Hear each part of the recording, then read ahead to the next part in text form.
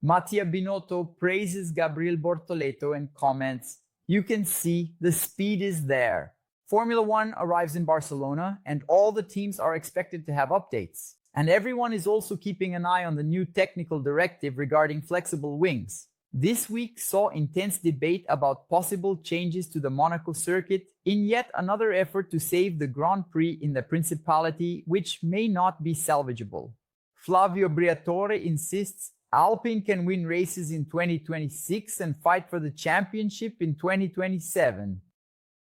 A 12th team on the grid is on the horizon and would be led by a former Aston Martin and Alpine team principal. Remember him? Thursday, May 29th, 2025, another month of this year is already passing by and we are now preparing for the Spanish Grand Prix.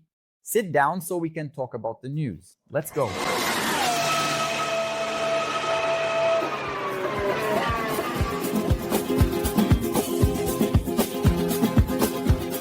It was really well done, wasn't it? I'll talk about that in a moment. In an exclusive interview with Giuliani Terrasoli, who by the way is the newest partner of this channel, supporting us in our parallel broadcasts in the Outro Canal project, Sauber boss Mattia Binotto openly praised the Brazilian Gabriel Bortoleto and said it clearly, he is an excellent and talented driver. Looking at the telemetry, you can see the talent and the speed. I think that so far he hasn't achieved the best results for various reasons, but the potential is there and it also needs to be explored from the car's point of view. He said something that I had already mentioned to you here in a conversation I had informally with Gabriel's father, who said, "The team sees his work, knows what's going on, and is satisfied with the data." And Binotto continued, "He is very committed, so I saw the team enjoy working with him because he is always available, whatever the need may be. He is doing very well. He is humble, fast, and committed. These are all the ingredients needed to become a champion in the future." And Binotto also addressed another question about the risk of losing the Brazilian driver, who could receive offers from elsewhere. And he said, "We can only try to do a good job and together with him, build a great team." I think he is committed to the project. He is not just committed to a spot in Formula One. It's what I've always been saying here. It doesn't matter what the comment section says. It doesn't matter what I say. What matters is what the team sees and what the team thinks. That's why I say it's always a big mistake to keep pushing hashtags, increasing follower counts, and so on. And I found out this week there are people going to Sauber's comment section to complain about the car as if anything on Instagram would influence even 1,000th of a second in a race car. Formula One arrives at the circuit that, possibly along with Bahrain, is the one that's been tested the most in history. In the past, pre-seasons were held in Barcelona for two reasons, one of them being the climate. Barcelona is on the Mediterranean coast, down south. It has a different climate, for example, compared to Silverstone. It's cold during the European winter, but not so cold that it makes track activities impossible. Secondly, the track is very diverse. It has heavy braking zones, a long straight medium-speed corners, high-speed corners, uphill and downhill sections, all of which help to test and identify the weaknesses and strengths of a Formula One car. And that's where most teams bring their major upgrade packages for this first part of the season. After all, we are in fact starting its second third, the 9th round, 24 races, 3/3 of 8 races each. So we are entering the second third, and now a wave of updates is expected to appear, not just for performance, but also because this weekend, the technical directive on flexible wings comes into effect, which will tighten the criteria and make inspections more rigorous for wings that, in theory, are bending. Whose wings? Basically every team's. No team has an illegal car because they would have already been caught in the current flex tests. What will happen is that from now on, the tests will be more rigorous, more load will be applied, and that's why the teams were notified back in December of last year. Starting from Barcelona, the tests will be stricter, so teams should stay alert. So everyone had time to prepare their front and rear wings for these new tests. And that's why I've been saying here that Red Bull is placing great hopes on this new rule, shaking up the pecking order. But the fact is that since December, everyone, those at the back and those at the front, has already had time to get ready, time to do thorough studies, and I think very little will actually change, possibly nothing at all. But obviously I'm an analyst, not a fortune teller. So let's wait for the first test tomorrow and of course Sunday's race. But what exactly is going to change after all? Well, there is a flex tolerance, meaning the front and rear wings can flex up to 15 millimeters when you place a weight of 100 kilos on the tip of the wing. This tolerance is what will change from now on. Instead of 15, it will be 10 millimeters. And it might not seem like much. After all, 5 millimeters. What are 5 millimeters, right? But for it to flex 5 millimeters less at the tip, a lot has to change in its structure and many tests are carried out. Therefore, everyone will change the structure of their front and rear wings. Because if you can flex 10, it's best to flex 10 so you don't miss out on what the rules allow. Remember, this sport always pushes the limits of the regulations. Last week, there were intense discussions about what can be done to change things in Monaco. All of this because, once again, it became clear that the situation of being unable to overtake is unsustainable, which means that when overtaking is impossible, a driver can hold up the entire pack, allowing, for example, their teammate ahead to build up a gap to make a pit stop without being disadvantaged. We saw this happen on Sunday with the Racing Bulls and Williams cars. Well then, Alexander Wurz, former Formula 1 and endurance driver, who is now a member of the GPDA, the Grand Prix Drivers Association, and who owns a company that designs racetracks around the world, presented 3 suggestions for small changes to the track that could help increase overtaking. One of them was to move the chicane at the tunnel exit 80 or 100 meters forward, increasing the overtaking area there and making the braking zone more intense to try to improve the chances of battles in that spot. The other would be a revision of the La Rascasse hairpin, widening the outside of the corner to create more space and make things harder for those defending, which could also subtly change the chances of battles in that section. And the last suggestion would be to widen the track at the Lewis hairpin, where Bortoleto even overtook Antonelli. These are 3 good suggestions, 2 of them practically at zero cost, with the most complicated one obviously being the port chicane, but even so, it's still quite feasible. The fact is that something needs to be done. I made a short about this here, saying that there's no point in expecting the new cars, which are 20 centimeters narrower, to change much because overtaking in Monaco was already difficult even in the 90s. I mentioned on Band Sports on Monday the difficulty Mansell had overtaking Prost in 1991, even with a superior car. In 1992, the same Mansell couldn't get past Senna for 7 laps, even with a better car and brand new tires. So yes, Monaco needs to change, but yes, the problem isn't new. So what now? You're curious, right? That's right. Here are the Formula Collection miniatures, our partner, who sends us 3 each month to give away. There were 30 miniatures last year. In addition, every month we give away 3 books from Gulliver Publishing, our partner, which also published my book, Splash and Go, Fast Stories of Motorsport, and I'll leave the Gulliver link down below in the description. But today, we have a new partner to announce to you. I already posted about it yesterday on Instagram. Rehappy is now a partner of the channel and has provided us with gifts to give away. I've already built this Lego Red Bull for you to see, posted it on Instagram, and made a time lapse. Isn't it just adorable? But they gave us even more. We also have a Ferrari here, a Mercedes, and 3 minifigures. It's a surprise what's inside here, but it's a little figure and a little car, and this big Ferrari miniature, the SF23 from Leclerc, including the 2023 driver figure. I've been waiting a long time to announce this partnership. Anyone who comes here regularly knows that. Well, it's announced. Rehappy is now a partner of Splash and Go.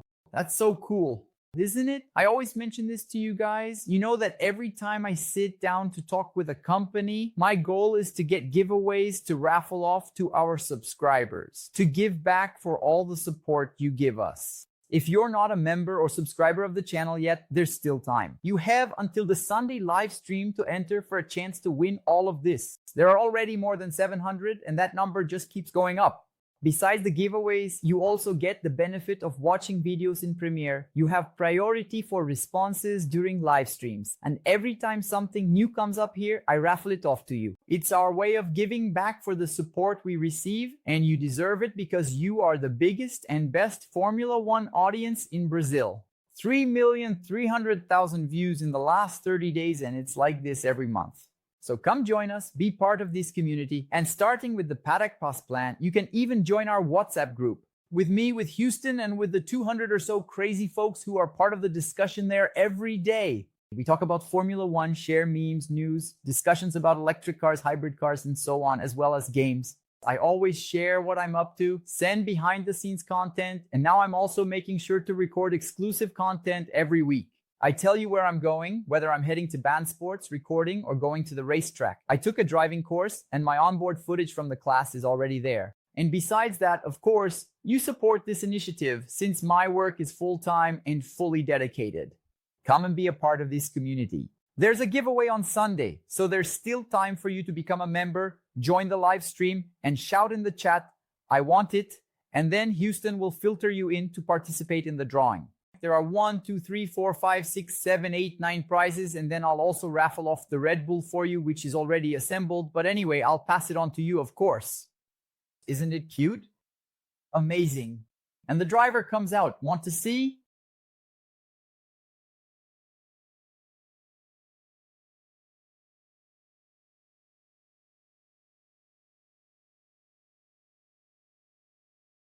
All right, that's it. Click the join or become a member button or use the link down below in the description to become a supporter of the channel. Let's keep going. Flavio Briatore, optimistic about the future of Mercedes engines, says, "We'll fight for the 2027 championship and we can already win races in 2026. After carrying out yet another one of his sudden driver changes, letting Jack Doohan go and bringing in the Argentine Franco Colapinto, who is already under pressure, he has 5 races to prove something, and we're already on the 3rd. And so far, he hasn't proven anything." Briatore came out publicly and spoke about Alpine's potential. In 2026, there will be no excuses. We need to be competitive. We owe that to Renault, the parent company that owns Alpine. We are in this sport to win, and with the new regulations coming in 2026, the teams that interpret them best will have the advantage. And he said, "The easiest way to win is to hire Max Verstappen, but we can't. So let's work with what we have." Choosing to switch to Mercedes engines was a very difficult decision, but in this sport, to win, you need to have the same tools as everyone else. For a million reasons rooted in the past, we were at a disadvantage in this area. Is that so? Briatore isn't entirely wrong. The team is a competent organization. Every now and then, they manage to get this car to perform well. Remember the end of 2024 when suddenly they started performing strongly, and I'm not even talking about Interlagos. Gasly put the Alpine in 3rd on the grid in Las Vegas. So leaving that engine behind and now being powered by Mercedes, it could work. Otmar Szafnauer, remember him? With stints at Honda, Aston Martin, and later Alpine, he's back making appearances in the paddock and leading an initiative for a 12th team. We would then go to 24 cars. He's already been trying to recruit some people and says, "Those supporting me have the money for this," which makes us think someone is willing to spend $1 billion in Formula One because it's about $600 million to buy the 12th spot and another $400 million to set everything up and operate. Who might these interested parties be? A lot of people mention Hyundai and the Chinese group Geely, which, for example, owns the Lotus brand. And Lotus made a mysterious post some time ago on Instagram with everyone kind of thinking, what the hell is going on here? Can you imagine Lotus back on the grid? In any case, we know it's not simple, and we remember the uproar over Cadillac's entry, which is only coming next year, and so far has just been a bunch of smoke and weird posts on social media. We still don't know what the car and the driver will be like. Tomorrow, there will already be cars on track, with FP1 at 8:30 in the morning and FP2 at noon. Then on Saturday, free practice 3 at 7:30, qualifying at 11, and on Sunday, the start of the Spanish Grand Prix at 10 o'clock. But 15 minutes earlier at 9:45, we start our parallel broadcast on the Outro Canal project so you can follow Formula One with us. So you listen to us here, but watch over there. Band or F1 TV, turn down the volume and join us. I'll be on commentary, and Mattia Binotto, who joined us last week, will be doing the play-by-play. And we'll be with you from the pre-race all the way to the checkered flag. When it's over, you watch the podium on TV, and I'll meet you again at 6 o'clock for our post-race live stream, talking about everything that happened on and off the track, reading your questions, your super chats, sharing our usual laughs, and I know you're interested in this. Also raffling off prizes from Formula Collection and Riepi for you. I'm pinning in the first comment the link to the channel on 𝘾𝙤𝙥𝙮𝙯's website so you can check out what they have there and satisfy your urge to build some Legos or other Formula One stuff they've got. You know how it is. This week, on Tuesday, there's an episode about Brazilian sponsors in Formula One, brands that have been supporting our drivers racing around the world since 1970. It's a trip down memory lane because some of them don't even exist anymore, and some we don't even remember had a presence in Formula One, going from the very beginning all the way up to today with Bortoleto. On Wednesday, there's a short but remarkable story about the largest margin in Formula One history between first and second place, 5 minutes and 12 seconds ahead. This happened at the 1958 Portuguese Grand Prix. And finally, the last message. We're leading the voting in the iBest ranking, and we need to keep leading to secure a direct qualification. With that, we'll move on to Q2, just like a driver who secures a good lap and doesn't need a second attempt, and then we'll wait for the next finalists, and starting in June, we'll go for the top. I'm counting on your support, our tsunami of votes, all right? The link is right below, after the video title in the description. Go ahead and click it. You can vote every day up to 3 times, okay? So those are the Formula One news for this Thursday. Leave a like. It's free, costs nothing. You know, it really helps the channel. Do me this favor. And don't forget to leave a comment telling us which of these Legos you'd like to win. If you've already built one, or just let us know where you're watching from, any comment works. Send a little emoji, a surprised face, a checkered flag, whatever you want. Anything counts as engagement for the algorithm. It boosts our content and spreads it across the internet. That allows us to go further and further towards 300,000 subscribers. We have 217 right now. Do you think we can get there by the end of the year? So you don't miss out on anything we do here. We have our notification channels, Instagram, Telegram, and WhatsApp, where you'll get the race schedules to save on your phone. And last but not least, here are the handles for our social media where there's content all the time. Instagram, Twitter, Threads, and TikTok. I'll see you here throughout the weekend. Today with the Thursday video, tomorrow talking about the free practice sessions, Saturday covering qualifying, and Sunday on another channel's broadcast and in the post-race live stream, all right? So that's it. Thanks and a big hug.